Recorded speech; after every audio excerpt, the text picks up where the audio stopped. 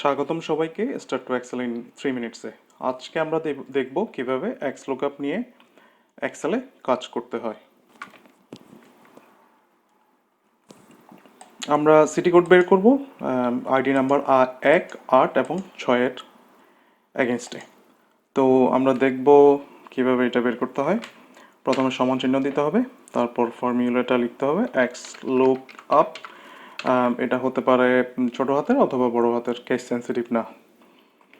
Lookup ভ্যালিউটা হচ্ছে যে G2 G2 আমি দেখতে পাচ্ছি না এটা, তাই আমি হাত দিয়ে লিখলাম, কিন্তু এই যে দেখতে পাচ্ছি আমরা এখন G2টা সিলেক্ট হয়ে গেছে। তারপর আমরা নিব কলাম কলাম কমা দেওয়ার পরে আমরা নিব লুকআপ অ্যারেটা হচ্ছে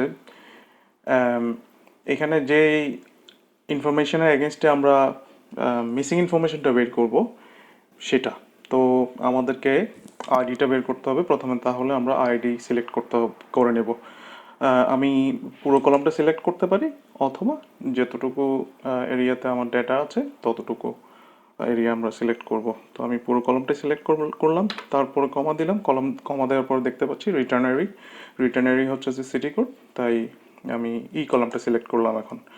তো VLOOKUP-এর সাথে এটার পার্থক্য হচ্ছে VLOOKUP-এর মধ্যে প্রত্যেকটা কলাম সিলেক্ট করতে হবে ডান পাশে, আর Xlookup-এ শুধুমাত্র যে কলাম দিয়ে আমার রিটার্ন ভ্যালিউটা বের করতে চাইবো শুধু ওই দুইটা কলাম সিলেক্ট করলেই যথেষ্ট। এবার আমি কমা দেব, কমা দিয়ে এক্সাক্ট ম্যাচ পেতে চাচ্ছি, তাই 0 দিব। 0 দিয়ে ব্র্যাকেট শেষ, এন্টার।